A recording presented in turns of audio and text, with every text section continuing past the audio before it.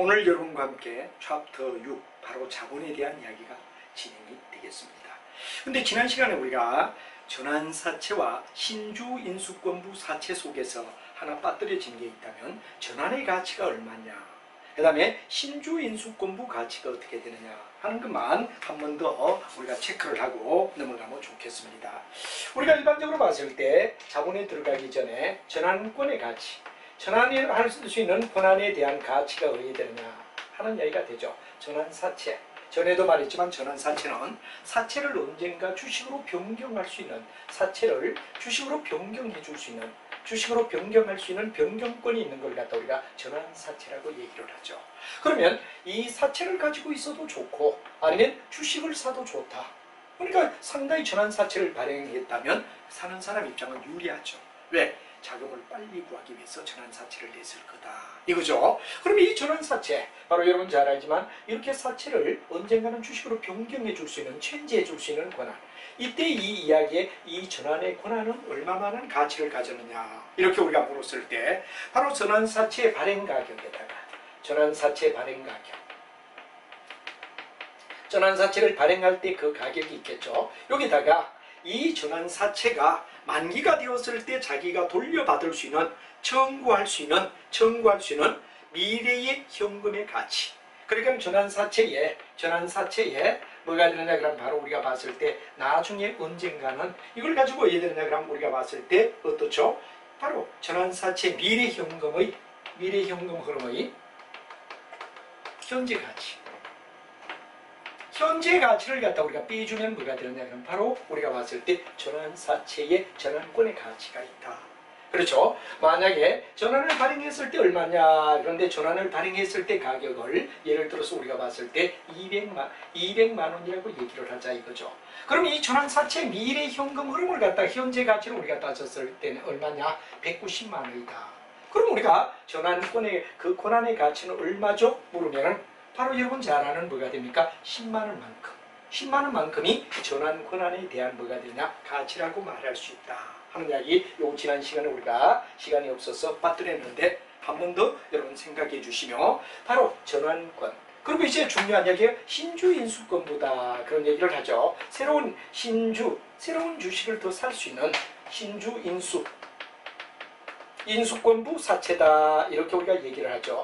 요 사채는 궁극은 여기서는 바로 체인징이기 때문에 둘 중 하나, 사채를 가지고 있든지 주식을 가지든지 둘 중 하나를 가지고 교체할 때는 돈을 내지 않죠. 그러나 여기는 신주인수권부는 사채를 현재 샀는데 사채를 가지고 있으면서 주식을 더 산다. 여기는 뭐가 되느냐? 엔드입니다. 아까는 오와의 개념이죠. 둘 중 하나. 그리고 전환할 때 비용이 없어. 그러나 여기는 사채는 그대로 가지고 있고 주식을 더 살 수 있다. 밑에 주식 가격은 어디 되죠? 비용을 가지고 있어야지. 주식을 살 가격은, 주식의 가격은 돈 주고 사야지. 그리고 여기는 뭐냐? 사채주인 동시에 뭐가 되느냐? 주주가 된다. 이렇게 되죠. 그래서 이 두 가지가 엔드가 될 때를 우리는 신주인수권부 사채라고 우리가 말한다. 이렇게 우리가 되겠죠. 그럼 이 신주인수권부 사채가 만약에 가지는 어떤 권한은 어떠냐 그러면 바로 이거죠. 신주인수권부 뭐가 되느냐 그러면 사채를 갖다 발행할 때 이 발행가가 얼마냐? 발행가액에다가 뭐를 갖다 빼느냐? 아까처럼 이 신주인수권부 사채를 갖다가 왜 되느냐? 그럼 현재 가치로 얘기했을 때 미래 현금 흐름을 현재로 따질 때 신주인수권부에 뭐가 되냐? 현재 가치. 제가 생략하겠습니다. 현재 가치, 미래 가치를 현재 가치화 했을 때 얼마냐? 그 차이만큼. 예를 들어 신주인수권부 발행 가격이 얼마냐? 500만 원이다. 예를 들어 신주인수권부의 현재 미래 현금 흐름을 현재 가치로 따질 시간에 450만 원이다. 그럼 이건 얼마만큼? 바로 우리가 봤을 때 뭐가 되냐? 신주인수권부의 그 사채에 대한 뭐가 되냐? 그럼 바로 가치는 이 가치라 그래야 되겠죠? 가치는 궁극은 뭐가 되느냐? 그럼 50만 원이다. 이렇게 우리가 얘기한다는 걸 알아두고 이 두 가지는 사채를 주식으로 바꿔주든지 사채를 가지며 주식을 살 수 있는 권한을 주든지 이 차이는 오와와 엔드가 되고 이 두 가지는 다 전에 배웠지만 우리가 뭐가 된다 그랬죠? 기존 주주의 권한을 갖다가 희석시킨다. 그래서 우리는 옅게 한다 이거죠. 예를 들어 기존 주주가 100만 개 주가 있다면 이제 이게 이런 것들이 발행하면은 뭐냐 그러면 주식수가 늘어나겠죠. 늘어나면 주주의 수가 늘어난단 말이야. 주주의 수가 늘어나면 어떻게 되죠? 주주의 권한은 희석되지. 희석되죠. 내가 만약에 사랑을 1대1로 할 때는 난 100% 그녀에게, 그녀는 나에게 100%의 사랑을 주고받지만 2대1이 되면 50% 희석된다. 그렇기 때문에 우리는 바로 여러분들 1대1 사랑을 원하는 경우와 맨 마찬가지로 주주의 수가 더 늘어나면 주주의 권한은 희석된다. 그래서 이런 두 가지를 희석증권이라 불러준다. 왜? 정권 발행을 기준으로 해서 언젠가 뭐가 되느냐 그러면 바로 이로 인해서 주주의 권한이 희석된다. 옅어진다 하는 이야기를 우리가 말하고 그때 나오는 가치를 우리가 가볍게 즉 현재 발행하는 시점 그걸 갖다 미래 현금으로 현재 가치로 따질 때 차이 그 차이만큼이 바로 전환 권한의 가치 신주인수권부 사채를 발행할 때의 가치 요걸 얘기했다 하는 이야기를 더 첨부해 주시고 지난 시간에 빠졌기 때문에 우리가 첨부를 하고 이번에는 자본금에 대하여 우리가 들어가자 이런 얘기가 되겠죠. 자 일반적으로 여러분들이 잘 알지만 우리는 BS에 나오는 여러 가지 이야기들 현재 회계학 속에서 우리가 배운 거는 앞에 1장, 2장, 3장 또는 뭐 1절, 2절, 3절 그래도 되겠죠. 여기까지는 북이란 어떤 거냐 북이란 어떤 거냐 하는 이야기를 갖다 우리가 쭉 배워왔다 이거죠. 북이는 어떠냐 즉 재무제표를 어떻게 만들고 어떻게 발표하고 쓰여지느냐 그런 이론을 갖다 따지는 게 1장, 2장, 3장까지는 북이란 어떤가 하는 걸 배웠다면 이제 지금 우리가 예를 들면 4장, 5장, 6장, 7장까지는 BS의 하나하나 항목에 대하여 우리가 심화학습한다 이렇게 되죠. 여러분이 잘 알지만 BS가 있다면 이미 앞에 4장에서는 뭐를 배웠죠? 자산이 어떤가 예를 들어 재고자산은 어떻고 유형은 어떻고 무형은 어떻고 여기에 감가상각은 어떻고 그 다음에 재고에 대한 평가는 어떻고 뭐 파이프가 어떻고 라이프가 어떻고 이런 것들을 전부 다 심화 있게 들어간 게 4장이었다. 여러분 다시 한번 우리가 배웠던 걸 보죠. 그럼 이제 5장에 배웠던 이야기는 자산 속에 바로 내용에 속하는 타인에게 줘야 할 우위 우리가 일반적으로 가장 대표적인 게 뭐가 되느냐 그러면 바로 여러분 잘 아는 뭐가 되느냐 본드라고 얘기를 했죠. 본드는 사채가 대표적이었다. 조금 전에 얘기하던 이런 사채 신주인수권부 사채 또는 뭐가 되느냐 그러면 바로 전환사채 이런 것들이 다 부채에 속한다. 그럼 그 다음에 뭐가 나오느냐 자산에서 부채를 빼면 예를 들어 내가 총 가지고 있는 자산이 100이다. 남에게 줘야 할 게 30이다. 그럼 주주에게 70이다. 그래가 균형을 나타낸다. 그래가 우리는 BS라고 얘기를 하죠. 옛날은 대차, 대주표, 대변과 차변을 대조해본다. 이런 얘기였단 말이에요. 요즘은 재무상태표라고 얘기를 하죠. 자, 여기서 오늘 이제 배운 게 이게 몇 장이었느냐? 5장이었어. 부채가 어떤가? 부채에 대한 여러 가지 이야기를 우리가 배웠어. 그럼 6장은 뭐가 되죠? 자본은 어떤가? 자본은 어떤가? 자본의 구조가 어떤가? 즉 주주가 낸 돈에 대하여 얘기하는 이야기 우리가 대표적인 예를 갖다 든다면 스톡이다 이렇게 우리가 얘기하죠. 스톡이다 이렇게 얘기한단 말이에요. 스톡이다. 여기는 바로 이자와 원금을 갖다 반드시 줘야 되고 이자와 원금을 제때 못 주면 뭐가 되죠? 그렇죠. 바로 굉장히 회사이 망하는 파산 비용에 부담을 낳는다. 그렇기 때문에 우리 일반적으로 봤을 때 파산 비용을 갖다 격려해야 된다는 얘기가 되지. 반면에 여기는 배당이나 아니면 뭐가 되느냐 주가를 주주가 바라는 건 배당을 많이 주든지 주가를 올려줘야 됩니다. 배당을 적게 주더라도 주가를 높여주면 어디 되느냐? 우리는 어디 되느냐? 만족한다 이거죠. 그래서 여기서 이 두 가지 중 하나를 갖다 생각해야 되는데 배당을 많이 주든지 주가를 올려주는가 이런 정책을 여러분 재무관리 쪽에서는 배당 정책이라고 얘기하죠. 즉 주식 가격을 높여주는 전략을 할 건가? 배당을 많이 주는 전략을 할 건가? 배당을 안 주더라도 주가 올려줘도 돼. 주가를 안 올려줘도 배당 많이 줘도 돼. 이런 걸 갖다 우리가 배당 정책이라고 하는데 여기는 우리가 얘기하죠.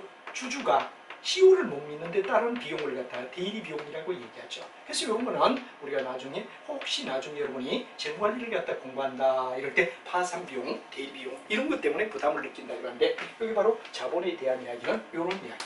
이런 이야기가 연결되며 우리는 6장에 바로 자본 구조가 어떻고 자본은 어떻게 구성되어 있죠 하는 이야기를 여러분하고 하나하나 따져보는 것이 6장의 의미고 여기는 지금 뭐죠? 심화학습, 회계학을 공부하고 있다. 이렇게 봐주시면 되죠. 물론 이런 거는 다 중급회계에 가면 뭐 이렇게 섬세하게 안 하고 그때는 문제나 또는 이론을 깊이 들어가는 이야기를 하고 선생님은 여러분들과 함께 처음 공부하는 학생도 있기 때문에 하나하나를 또박또박 진행을 하며 내용을 설명해 줘야 된다는 얘기가 되겠습니다. 그럼 여러분하고 이제 맨 먼저 자본이라는 말, 자본이란 어떤 거냐? 전공학sinh 들으면 저거 다 아는 건데 어느 정도까지 정확해야 되느냐?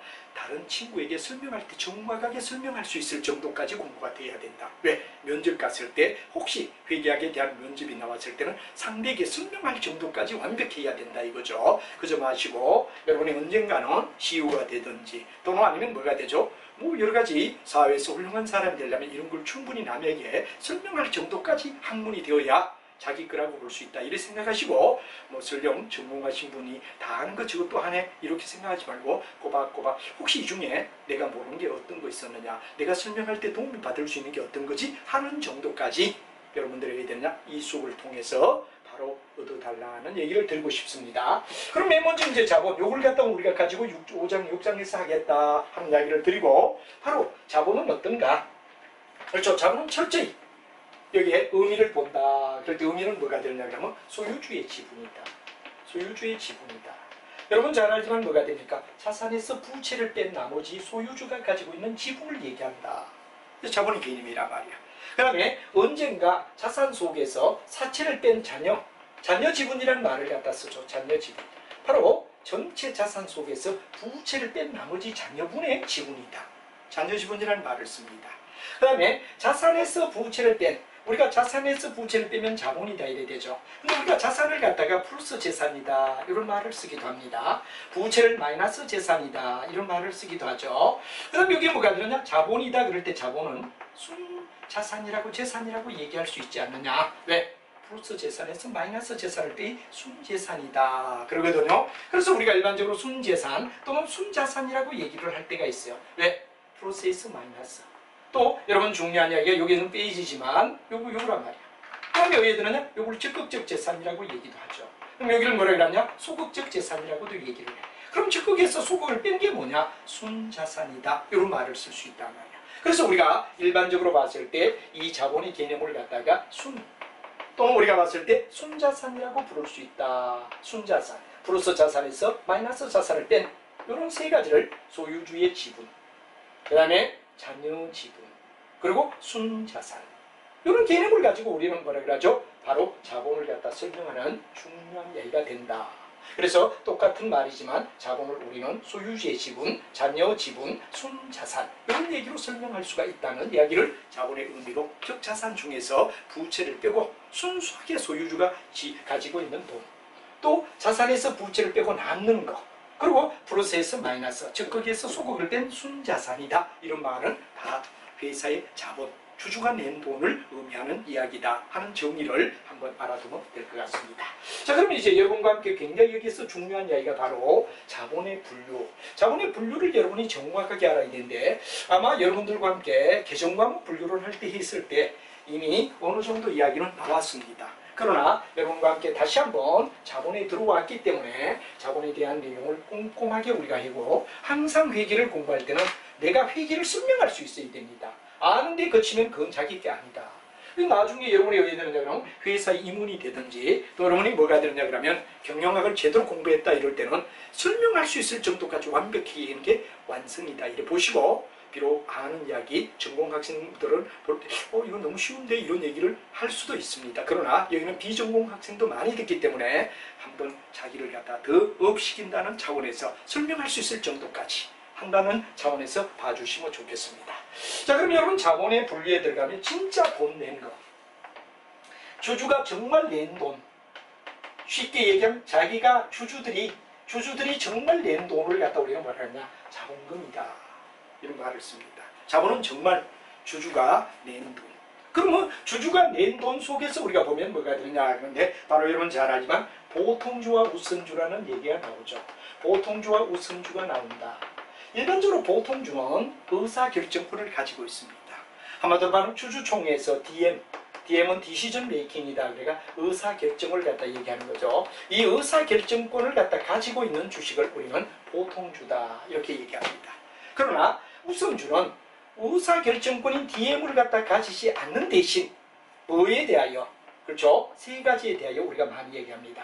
배당을 갖다 먼저 받겠다. 배당 우선주지. 배당을 먼저 받겠다. 배당 우선주지.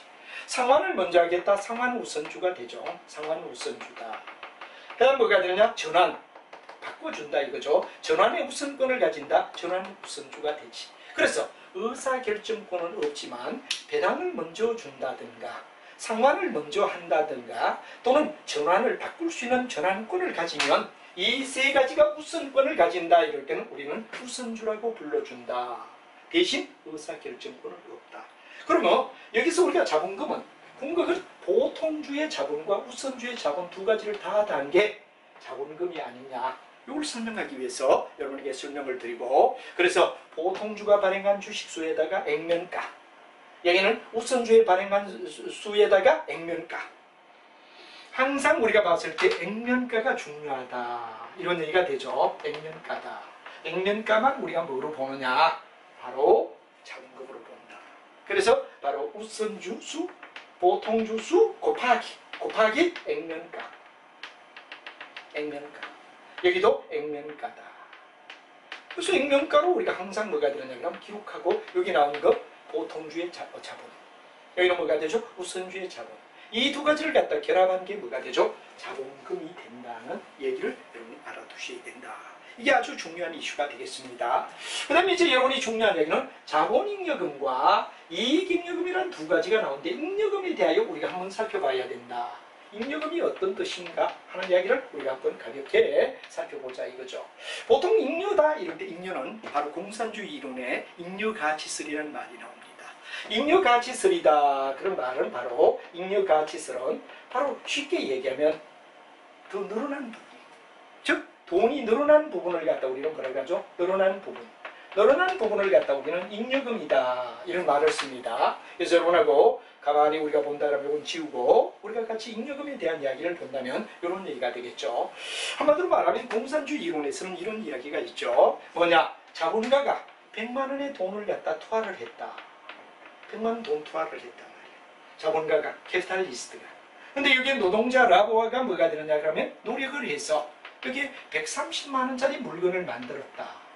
그러면 이 30만 원만큼 늘어난 가치를 우리는 뭐라 그러죠? 우리가 세금을 얘기하면 부가가치세라고 얘기하지. 근데 우리 공산주의 이론에서는 이걸 갖다 잉여금이라고 하더라. 잉여금이라 불러준다. 잉여금은 늘어난 가치를 얘기합니다. 즉 100만 원 투하를 했는데 노동자가 노동력을 넣어서 130만 원짜리가 되었다. 그러면 30만 원만큼 더 늘어난 부분을 갖다 우리는 뭐라 하죠? 바로 잉여금이라고 불러준다. 잉여금이란 말의 뜻을 우리가 이해를 해라. 실제 냈던 것보다도 더 늘어난 부분, 늘어난 부분을 우리는 잉여금이라고 이야기를 한다. 그러니까 자본이 늘어난 것, 자본이 늘어난 걸 갖다 우리는 자본, 일종의 잉여금이라고 불러준다. 그래서 이 잉여금이 어떤 원인에 의하여 늘어나느냐, 자본이 늘어난 걸 잉여금이라 불러준다 그러는 건 이제 이해를 했어. 아, 공산주의의 잉여가치설, 늘어난 가치, 늘어난 가치를 우리는 잉여라고 불러준다. 그런 이야기를 여러분이 알면 되죠. 그러면 이 늘어난 가치가 어떤 이유에서 늘어났느냐, 어떤 거에서 늘어났느냐 하는 이유를 갖다 우리가 얘기를 하자 이거죠. 그래서 여러분하고 이 잉여금의 원인을 우리가 분석했을 때, 하나는 자본잉여금이다, 하나는 이익잉여금이다 하는 이야기가 두 가지가 우리가 구분된다 이거죠. 자본잉여금은 자본거래입니다.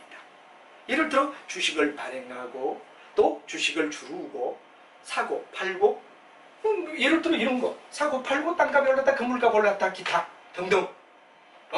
그래서 우리가 주식을 발행했다. 주식 발행할 때 왜 되느냐? 더 많이 받은 거. 자본을 줄이면서 늘리고 줄이고, 그 다음에 뭐가 되느냐? 기타. 늘리고 줄이고 기타. 늘린 게 뭐죠? 자본잉여금. 바로 주식 발행 초과금이 되죠. 주식을 발행할 때 왜 되느냐? 더 비싸게 발행했다. 그럼 늘어난 부분만큼, 아까 제가 액면가라고 했죠. 액면가. 자본은 액면가로 적는단 말이에요. 그런데 더 많이 받은 부분은 바로 자본거래로부터. 자본거래는 어떤 거 있죠? 그렇죠. 자본을 늘린다.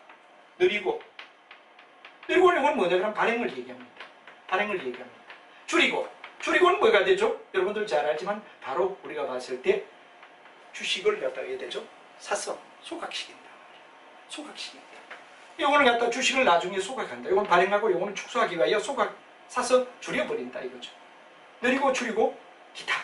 늘리고 줄이고 기타. 이 세 가지가 뭐가 되죠? 자본거래로부터 자본의 분산이 되는 걸 자본잉여금이라 부른다. 대표적인 자본잉여금 가장 중요한 건 느리고 줄이고 기타. 느리는 게 뭐죠? 주식 반응 초과금입니다. 비싸게 반응했다. 줄인 게 뭐죠? 감자 차이. 감자라 그래가 감자 포테이토가 아닙니다. 바로 자본을 디크리스 하면서 자본이 늘어나는 거. 이건 뭐냐 그러면 줄이고. 그다음에 등등. 여러 가지 등등. 땅값이 올랐다, 건물값 올랐다, 이거 기타. 이 자본거래로부터 자본이 늘어나면 뭐가 되죠? 델타가 된 건 자본이익. 반면에 장사를 통해서 바로 손익을 통하여 손익거래라고 우리가 말하죠. 자본거래인데 이건 손익거래랍니다. 손익거래는 장사를 통하여 자기가 장사를 해서 번 돈을 회사가 어떻게 자르느냐. 예를 들어 우리가 나중간에 뭐냐 그럼 순이익이 얘기 난단 말이야. 그 회사를 다 청산하고 순이익이 나. 이 순이익을 세금도 내야 되고 세금 내는 걸 갖다 우리는 법인세라고 얘기하죠. 법인세. 기업이 내는 세를 법인세라고 얘기한단 말이야. 다음 뭐가 되죠? 그렇죠. 주주에게 배당을 준다. 주주에게 배당을 줘라. 그럼 남은 돈을 우리가 봤을 때 순번에 의하여 1번, 2번, 3번, 4번 이렇게 순번에 따라 4가지로 구분합니다. 상업에서 가장 중요한 건 상법입니다. 상법에서 이익준비금이다 하는 얘기가 나옵니다. 상법에서 이익준비금이다 이런 얘기가 나오죠. 그럼 이제 우리가 봤을 때 뭐가 되느냐 그러면 그 다음에 일반법을 얘기하죠. 법적 적립금이 나온단 말이에요. 재무구조 개선, 기업 합리화, 법에 의하여.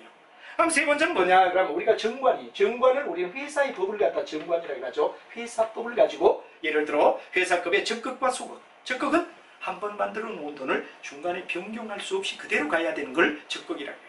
중간에 소용이 없다 그러면 딴 데로 돌릴 수 있다.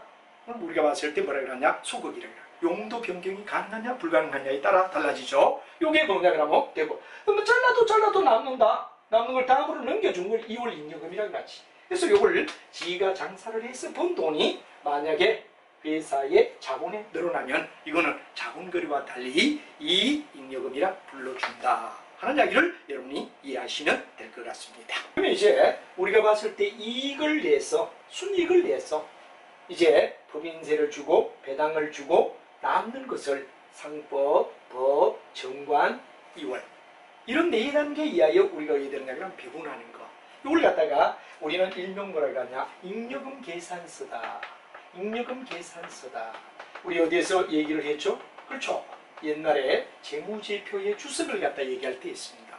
옛날은 독자적으로 잉여금 계산서다 그러고 어디냐 바로 이익을 어떻게 잘랐는지를 갖다 알려주는 일람표를 재무제표 속에 잉여금 계산서, 결손금 계산서가 재무제표 5가지에 속했는데 이제는 요 내용을 어디에다가 주석 여러분이 조심하는 거 IFRS가 되면 주석에 잉여금 계산서라는 용도로 표시를 한다. 단지 주석 속에 잉여금 계산서 다른 부수산과 함께 같이 적어준다. 변경되어서 주석에 들어가 있다 하는 이야기도 참고로 알아두시면 될 것 같습니다. 그래서 자본잉여금은 자본거래로 바로 자본거래로 일어나는 건 느리고 줄이고 기타 뭐를? 자본 자체를 느리고 줄이고 기타 이렇게 자본을 느리고 줄이고 기타 하는 걸 자본잉여금이라고 불러주고 바로 자기가 장사를 해서 번 순이익을 가지고 우리가 뭐가 되느냐 이렇게 나눠 가지는 걸 갖다 우리는 세분화해 주는 걸 갖다 바로 잉여금 계산서라고 불러준다 하는 이야기를 가지고 여러분하고 같이 자본잉여금부터 보자 이거죠. 자, 여러분 책에 있는 우리 책에 있는 이야기를 가만히 보면 자본금은 보통주 자본금과 그리고 우선주다. 아까 제가 말했지만 보통주는 의사결정권을 가지고 있기 때문에 보통으로 취급받지만 우선주는 의사결정권을 포기한 채 아까 얘기하듯이 배당의 우선 또 아니면 뭐가 됩니까? 전환의 우선 아니면 만기가 되기 전에 상환의 우선 이 3가지 우선권을 줄 때 우선주라고 부르는데 이 둘 다 발행주식수에다가 액면가 항상 액면가로 기록하는 게 자본의 특징이다 하는 걸 여러분이 알아두셔야 됩니다. 자, 그럼 이번에는 자본이 늘어난 소위 늘어난 걸 잉여금이라고 하는데 잉여금은 자본잉여금과 이익잉여금의 원인이 자본거래냐 아니면 손익거래냐 자본거래로부터 일어나는 걸 갖다 우리는 자본잉여금이라고 했습니다. 그럼 여러분 잘 알지만 자본을 느리고 줄이고 기타 느린 게 뭐죠? 주식발행 초과금입니다.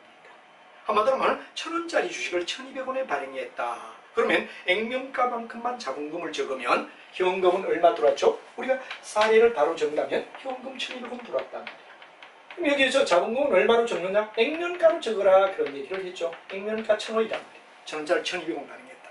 그러면 200원 앞에 뭐라 그러죠? 우리는 바로 주식 발행 초과금이다. 이 주식 발행 초과금이 뭐가 되죠? 자본의 군살, 자본잉여금이다. 이런 말이 되죠. 그 다음에 5,000원짜리 주식을 회사가 4,000원에 샀어.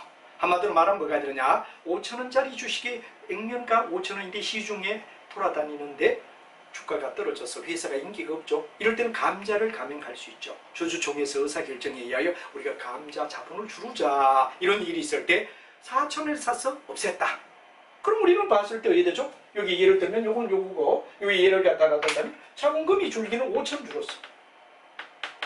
자본의 감소가 5,000원이 되죠. 왜? 주식을 사서 없앴으니까. 그럼 여기에 자본금 5,000원. 현금은 얼마나 가느냐? 4,000원밖에 안 나갔어. 그럼 1,000원만큼 뭐라 그러죠? 1,000원만큼 뭐라 그러죠? 주식 발행, 감자 차익. 감자 차익. 감자 차익은 바로 포테이토가 아니에요. 감자는 디크리스 캐피탈이라는 이야기로 자본을 줄이면서 일어나는 이익이다. 그래서 이제 감자 차익이나 여기 나오는 주식 발행 초과금이나 이런 것들이 뭐가 되느냐? 다 자본의 분살이 되는데 자본 거래로부터 일어나기 때문에 자본잉여금이다. 그다음에 땅값이 올랐다, 건물값이 올랐다, 그 바람에 기타 등등으로 만약에 늘어났다. 자본거래란 말이야. 그럼 기타 자본잉여금이라 그러지. 그래서 여러분 느리고 바로 여러분들 잘 아는 느리고 줄이고 그다음 기타. 느린 게 주식 발행 초과금.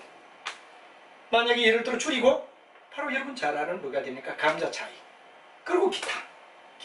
느리고 줄이고 기타. 느리고 줄이고 기타. 느리고 줄이고 기타. 이건 바로 자본으로부터 일어난다. 그러니까 자본잉여금이라고 우리가 불러주면 된다는 이야기를 여러분이 생각해 주시면 충분히 이해가 되리라 생각합니다. 자, 그럼 이제 이익잉여금으로 가자 이거죠. 이건 바로 영업. 아까도 말했지만 장사를 통해서 우리가 일반적으로 봤을 때 장사를 통하여 이익이 났을 때 일종의 영업적이다 이거죠. 아까는 우리가 봤을 때 이건 자본거래. 이건 손익거래란 말이에요. 손익거래로부터 돈을 갖다 벌었는데 법인세를 내고 배당을 갖다 냈다. 그럼 이제 이 나머지를 갖다 그냥 가지고 있느냐? 바로 자본의 군살로 전입시켜줘야지. 이럴 경우를 이익잉여금이라고 우리가 불러주는데 맨 먼저 상법에 의한 규정. 우리는 일반적으로 봤을 때 상업에서는 상법이 특별법입니다. 보통법보다는 항상 뭐가 되니까 우리가 특별법이 우선한다 이런 얘기가 되죠. 그럼 이제 여러분 잘 알지만 일반법에서 상법은 특별법이란 말이에요. 특별법이니까 맨 먼저 자른 게 뭐가 되느냐?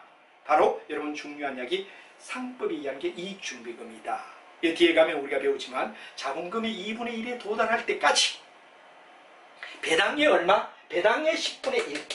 배당의 10분의 1. 그럼 우리가 일반적으로 배당금을 갖다 준 거 10분의 1만큼 항상 뭐가 되느냐?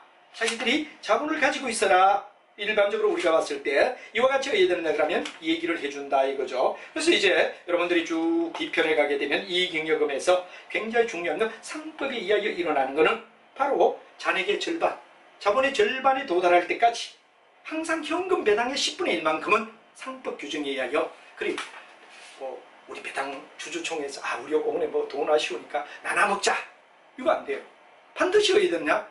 중요한 뭐가 되냐? 상법이 규정하는 배당의 10분의 1은 자본 준비금으로 가지고 있어야 된다. 얼마에 도달할 때? 0원이? 아니 5천억에 시작했다면 2,500만큼이 될 때까지 절반에 도달할 때까지는 상법에 의하여 일단 가져라. 이게 뭐냐 그러면 자본잉여금이다.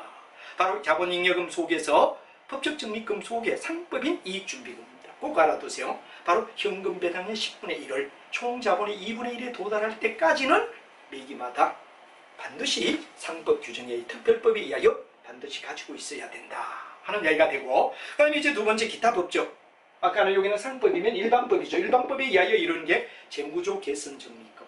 천사 여러분이 외워줘야 돼. 기업 합리화 적립금. 이 두 가지는 바로 기타 법적 적립금, 법적 적립금이다. 법에 의한 이야기다. 이렇게 되죠. 그다음에 이제 중요한 게 회사가 가지고 있는 법을 갖다 우리는 정관이라고 불러준다. 이거죠. 정관. 정관은 뭐를 정관이라고 그러죠? 회사의 법을 갖다 우리가 정관이라고 그러더라. 이런 말이 되죠. 그럼 회사의 법을 갖다 정관이라고 그러는데 여기는 적극과 소극이란 두 가지가 있다. 보통 우리가 적극은 뭐가 되죠? 그렇죠. 용도를 변경하면 안 돼. 본래 정해둔 이유 이외에는 딴 데 돈을 유용시키면 안 돼. 그러나 예를 들어 소극은 얼마든지 나중에 쓸 데가 없다 그러면 용도 변경이 가능하다. 그래 뚜렷한 목적이 있는 건 적극이고 뚜렷한 목적이 없는 것은 뭐다? 소극이다. 이렇게 봐주시면 되죠. 그럼 적극은 사업 확장 적립금. 사업을 확장하기 위하여 이 돈은 사업 확장 이외에는 그 돈을 딴 데 쓰면 안 돼. 지금 뭐예요? 자기가 번 돈 속에서 법에 의한 상법법 두 가지 속인데 이 법 속에서 바로 사업 확장을 위하여 일부분 돈을 때 만약에 가지고 있다. 그럼 사업 확장 적립금은 사업 확장 이외 딴 데 못 써. 감채. 감채는 사채를 감수한다라는 게 감채가 되죠. 감채 적립금은 사채를 주로는 이외에는 다른 데 유용하면 안 돼. 이게 뭐가 되죠? 감채 적립금이라고 해요. 새로운 건물을 짓는다? 신축이지. 그래서 여러분들 반드시 세 가지. 사업을 확장하고 사채를 주르고 새로운 건물을 짓는 요 세 가지는 뚜렷한 목적. 용도 변경이 불가능해. 그렇기 때문에 이건 적극이라고 우리가 보자 이런 얘기가 되죠. 그러나 예를 들어 배당을 평균적으로 주기 위하여 배당 평균 적립금 이건 뭐냐? 재무관리 쪽에서 어떻습니까? 배당 정책에서 주주들에게 똑같은 배당을 배기마다 주자, 안정을 취해 주자. 배당 정책이 하나죠. 이때 배당 평균 적립금을 주기 위하여 평균적으로 장사가 잘 되든 못되든 평균 어디든냐? 바로 배당을 주기 위하여 이익의 일부분을 가지고 있다. 그럼 이거는 이익이 계속 나와. 너무 좋은 현상이죠. 이럴 때는 굳이 어디에 되느냐? 배당 평균 적립금을 안 보태도 배당을 주는데 문제가 없으면 배당 평균 적립금은 나중에 딴 데로 유용할 수가 있다. 이런 얘기가 되지. 결손 보전 적립금. 결손이 나지 않으면 그 결손 보전 적립금 딴 데로 유용해도 되지. 그 다음에 여러분들 퇴직급부 적립금, 별도 적립금 요 네 가지는 얼마든지 용도를 갖다 뚜렷한 목적이 없으니까 변경 가능하다. 그래서 우리가 소극으로 돌린다는 이야기를 여러분 알아두면 된다 이거죠. 그럼 이제 우리가 봤을 때 정관에 의하여 임의란 말은 임의란 뜻이 뭐가 됩니까? 임의 그럴 때 임의는 바로 볼룬터리 자의로 스스로 볼버란 말. 볼버의 뜻이 뭡니까? 프리란 뜻이야. 프리 자유롭게 임의적으로 이렇게 가지고 있었다 이거죠. 그러나 이제 여러분 차기월 잉여금, 차기월 잉여금은 이익을 갖다 다음으로 넘기는 걸 차기월 잉여금이라고 우리가 불러주지. 바로 이건 결손금을 갖다 해야 되는데 그럼 우리가 바로 막아주기 위하여 또 손해가 났다 그럴 때는 차기월 잉여금이 아니라 차기 결손금이 되죠. 차기월 결손금 그러고 넘어가가 다음에서 빼줘야 된다는 이야기가 되지. 이렇게 해서 잉여금 체제 속에 자본잉여금의 세 가지. 느리고 줄이고 기타. 느리고 줄이고 기타. 느린 게 뭐죠? 주식 발행 초과금. 줄인 게 뭐죠? 감자 차이. 그죠? 감자 차이. 그리고 기타 자본잉여금. 요 세 가지는 뭐가 되냐? 자본잉여금이고 이익잉여금은 자기가 본 이익 속에서 상법 규정에 의하여 바로 이익준비금 즉 현금 배당의 10분의 1로 총 자본의 절반에 도달할 때까지 이거 최소한 여러분 외워야 됩니다. 법적 적립금에는 적극은 반드시 어디야 되느냐? 뚜렷한 목적을 가져서 절대 용도 변경이 불가능하다. 그럴 때 사업확장, 감채, 신축은 어디야 되느냐? 그럼 우리가 봤을 때 뚜렷한 목적이 있기 때문에 우리가 봤을 때 적극으로 봐야 돼. 그러면 이제 소극은 뭐가 되죠? 배당 평균 적립금, 결손 보전 적립금, 퇴직급여 적립금, 별도 적립금. 요 네 가지는 용도를 얼마든지 변경할 수 있다. 그러니까 소극이 된다 이거지. 그리고 이제 마지막에 이익을 잘라도 남는다. 그럼 다음으로 넘어가는 거 차기월 잉여금이다 하는 말로 우리가 써줘서 요 네 가지 요걸 갖다 표로 맞는 게 뭐라 그래서 잉여금 계산서고 이 잉여금은 옛날에는 독자적이었는데 현재는 주석에 포함된 내용이 되었다 하는 이야기까지 여러분이 이해를 해주면 잉여금 체제의 표를 여러분 이해했다는 데서 도움이 된다는 얘기를 쓸 수가 있죠. 자 이렇게 해서 우리는 일단 뭐가 되느냐 잉여금의 두 가지를 명확하게 여러분하고 나눠봤고 뒤쪽에 우리가 뭐 예제를 보면서 같이 한번 우리가 풀어나가는 쪽으로 같이 한번 정리를 다시 하는 쪽으로 리뷰하는 쪽 우리 책이 잘 돼 있는 이유는 앞에 한번 쫙 정리를 해주고 뒤쪽 가면 계속 해야 되죠. 정리의 해석을 갖다 뒤에 달아주기 때문에 여러분이 충분히 이해가 되리라 생각합니다. 그럼 일단 이런 점을 갖다 알고 여러분하고 이제 자본 조정에 대하여 이야기를 하자 이런 얘기가 되죠. 자본은 어떻게 조정되느냐 자본 조정에 대하여 우리가 생각해보자 하는 문제가 중요한 이야기가 될 것 같습니다. 자본의 조정 자 자본의 조정은 궁극은 어떤 이야기냐 그러면 바로 이런 얘기하죠. 자본 자체가 늘어나든지 줄든지 부가적이다 그러면 이건 늘어나는 겁니다. 자본 자체가 늘어나든지 주는 거 한마디로 말하면 부가적이냐 부가적은 늘어나는 걸 얘기합니다. 플러스 되는 걸 갖다 우리가 부가적이라고 하죠. 자본이 늘어나는 겁니다. 근데 예를 들어 차감적이다 그런 얘기가 나오죠. 차감은 자본 자체를 갖다가 뭐가 되느냐 차감한다. 여기는 뭐가 되느냐 그럼 궁극은 자본을 갖다 뭐하죠? 자본을 갖다 플러스해주는 역할 자본을 플러스 해주는 역할을 부가적이라고 얘기하지. 차감은 뭐가 되느냐? 자본을 갖다가 우리가 얘기하느냐 하면 바로 빼준다는 얘기가 되지. 빼준다는 얘기가 되지. 그래서 부가적이냐 차감적이냐 할 때 부가는 바로 늘어나게 하는 거. 자본 조정에서 바로 늘어나는 이야기가 되죠. 예를 들어 어떤 거냐? 주식을 배당을 결정을 해놨어. 보통 우리가 12월 30일 날 결산을 합니다. 12월 30일 날 결산을 하죠. 그 다음에 2월 달에 주주총회에서 한 2월 10일쯤 주주에 뭐가 되냐 그러면 총회에 주주에 뭐가 되냐 그러면 바로 일종의 배당을 승인을 받는다 이거죠. 배당 승인. 그럼 다음 예를 들면 3월 정도쯤이나 3월 초쯤에 뭐가 되느냐 그럼 바로 배당을 갖다 한다고. 배당을 한다고. 그러면 이 배당 승인이 나고 배당이 돼 있을 때 이 상태가 뭐가 되죠? 바로 이런 중요한 미교부 주식 배당금. 미교부 주식 배당금. 그럼 이거는 아직까지 교부가 안 되었으니까 뭐가 되느냐? 자본을 늘어나게 한단 말이야. 늘어나는 걸 갖다 우리가 부가적이라 그런 얘기를 했죠. 예, 우리 사채 배울 때 뭐죠? 차감적 그럴 때는 사채 할인 발행 차금 할 때는 차감적이라고 반대쪽에서 삭감을 시켜주지. 근데 우리가 봤을 때 사채 발행 초과금 할 때 뭐가 되죠? 바로 우리가 플러스 해주기 때문에 이건 뭐가 되죠? 우리가 봤을 때 부가적이다. 그래서 그게 차감 부가. 차감은 빼주는 겁니다. 부가 늘어나는 거지. 아직까지는 자꾸 늘어나는 거란 말이에요. 아직 그 교부하지 않은 돈은 버립니까? 가지고 있어야 되죠. 무슨 명목으로? 자본의 플러스가 된 아직까지 빠져나가지 않았다는 부가적인 입장이 되죠. 그러나 차감은 자기가 자기 주식을 가지고 있다. 예를 들어 시중에 있는 돈을 갖다 주식을 사니까 사서 금고에 넣어놨다. 그럼 자기 주식을 자기가 샀을 땐 자본의 마이너스를 얘기하지. 그러니까 이건 뭐냐? 자기 주식을 원래 법적인 뚜렷한 이유 없이는 자기 주식을 마음대로 왜? 주가 조작에 걸릴 수 있으니까. 특수한 목적이 있을 때만 뭐가 되냐? 자기 주식을 보유할 수 있단 말이야. 그럼 자기 주식을 갖다 자기가 보유했을 때는 뭐가 되죠? 차감이란 말이에요. 그 다음에 이제 주식 할인 발행 차금. 주식을 아까 주식 발행 초과금의 반대가 할인 발행 차금이 되죠. 주식에 뭐가 되냐? 할인 발행 차금. 이건 바로 자본금을 삐주는 효과. 자본금을 플러스 해주는 게 뭐가 되죠? 주식 발행 초과금 우리가 아까 자본임금 속에서 주식 발행 초과금 느리고 할 때 우리가 뭐냐? 바로 주식 발행 초과금은 자본을 플러스 해줘. 그러나 여기서 우리가 해야 되느냐? 자기 주식이나 주식 할인 발행 자금은 할인했기 때문에 1,000원짜리 주식을 900원에 발행했다. 그럼 돈은 900원밖에 안 들어왔어. 근데 항상 자본은 액면만큼 적으니까 1,000원이 적히지. 그러면 차변 쪽에다가 100원 작은 걸 뭐라 그러죠? 주식 할인 발행 자금이라는 말로 쓰며 차감적 효과를 가져온다 하는 말을 우리가 알아둬라 이거죠. 자, 이렇게 해서 우리가 일반적으로 봤을 때 자본의 조정 항목까지도 이야기가 됐습니다. 자, 그 다음에 이제 우리가 중요한 이야기는 뭐냐? 기타 포괄 손익 누계. 그럼 자본 자체가 플러스 마이너스를 얘기하는 거가 돼서 부가적, 차감적, 부가적에는 뭐가 돼? 미교부 주식 배당금. 즉 아직까지 배당을 하지 않고 돈 가지고 있는 상태. 아직은 자본을 플러스 해주는 효과지. 그러나 자기 주식을 시중에 원래는 자기 주식을 멋대로 가지면 안 되죠. 그러나 만약에 특수한 해당될 때 자기 주식을 가지고 있다면 자본을 빼주는 효과가 되고 주식 할인 발행 자금 여기 1,000원짜리를 900원에 발행했다. 그럼 100원만큼 주식 할인 발행 자금을 자본을 까먹는 요인이지. 아까 1,000원짜리 주식 1,200원 발행해서 200원만큼 주식 발행 초과금 그럴 때는 자본이 뭐가 됩니까? 분살이 되어서 자본 잉여금이었지. 이걸 잘 이해를 하라. 이런 얘기가 되죠. 그래서 이제 그 얘기가 되고 그 다음에 포괄 손익계산서는 손익계산서에서는 계산하지 않지만 손익계산서에서는 계산하지 아니하지만 뭐가 되느냐? 바로 자본을 빼주는 특정 포괄 손익. 이건 여러분들 거의 외워야 됩니다.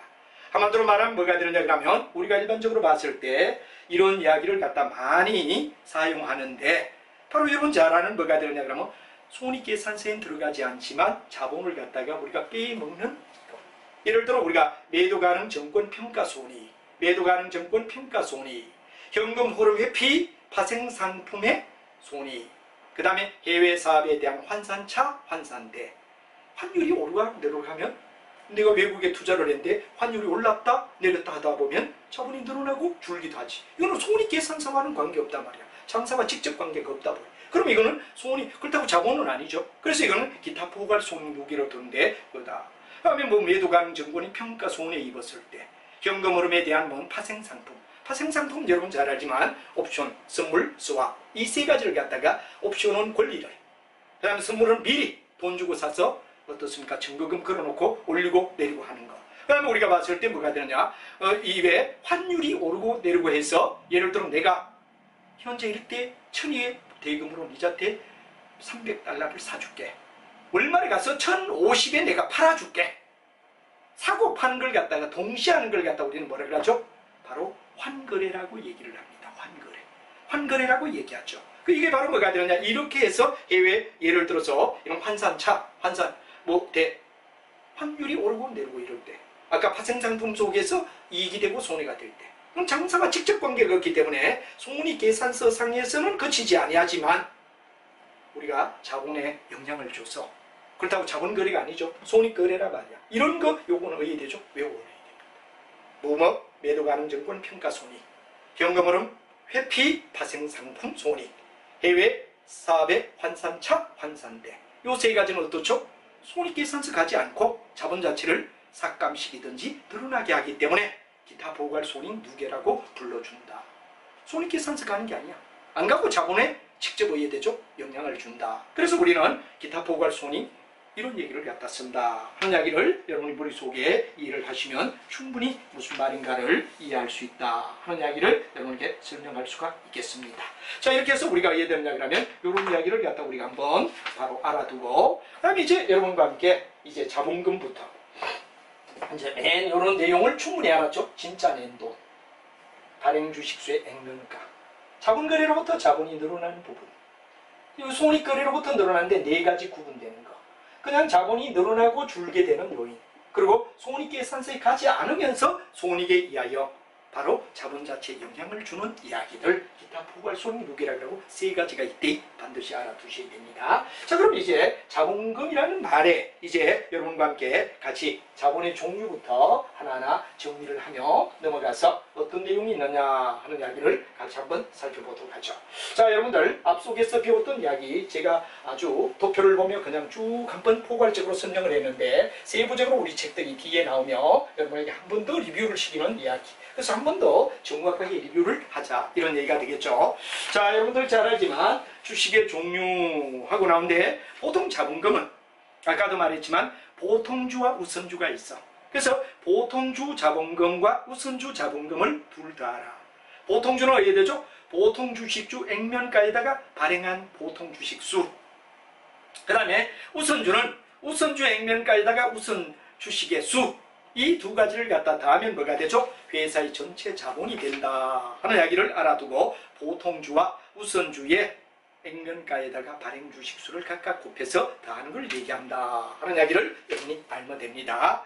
자, 그럼 여러분들과 함께 주식의 종류로 넘어가서 보통주, 우선주를 우리가 얘기하는데, 보통주는 어떤 거 있죠? 그렇죠. 의결권을 가집니다. 그 다음에 배당권을 가집니다. 신주 인수권을 취할 수 있죠. 자녀재산 청구권을 부여하는 주식. 그래서 여러분들이 의결, 배당, 신주, 자녀재산 청구권, 그런데 무슨 말이냐? 여러분 잘 알지만 의결권은 의사결정, 주주총회 의사결정할 수 있고, 배당권은 위기마다 저희가 배당을 받을 수 있는 권한, 새로운 주식을 더 살 수 있는 권한, 자녀재산 분배 청구권은 여러분 항상 주식과 사채를 우리가 비교할 때 이 사채와 주식과를 비교를 잘 해야 됩니다. 우리는 일반적으로 사채다 이럴 때 이건 바로 본드를 얘기하죠. 바로 부채를 얘기한다고. 주식이다 그럼 주식은 이건 바로 스톡을 얘기하죠. 스톡이라고. 이게 이제 부채의 대표고 여기 자본의 대표인데, 이 사채는 절대 어디에 되죠? 그렇죠. 회사가 망했다 이럴 때는 사채부터 우선. 그래서 뭐가 되느냐? 주식을 우선하여 변제받는다. 사채는 거의 대다수가 뭐가 되죠? 100% 받습니다. 왜? 주식을 우선해서 변제받기 때문에. 그렇기 때문에 여기는 이자만 정확하게 받으면 원금 찾는데 고민 생기지 않는다 이겁니다. 사채의 경우. 그러나 주식은 뭐가 되느냐 그러면 자녀재산. 무슨 재산? 사채부터 먼저 갖고 자녀재산이 있을 때만 자녀재산 분배 청구권, 분배권, 자녀재산을 분배할 수 있는 권한. 자녀재산이 없다? 꽝입니다. 주식의 경우는 뭐가 되느냐? 백지장이다. 이 주식 가격 떨어져 버리면 백지장입니다. 그럼 뭐가 되느냐? 그럼 주식과 사채에 대하여, 그래 사채는 그래도 주식을 우선해서 변제받는다 말이야. 그러나 우리가 봤을 때 주식은 자녀재산의 분배권밖에는 어디 되느냐 그러면 없고, 자녀재산이 없다? 한 푼 못 받아. 이게 뭐냐 그러면 주식과 사채의 차이점이다 라는 걸 알고, 그러다 보니까 사채의 경우는 이자율을 높게 주면 할증 발행이 가능해. 왜? 원금 상환은 확실하니까.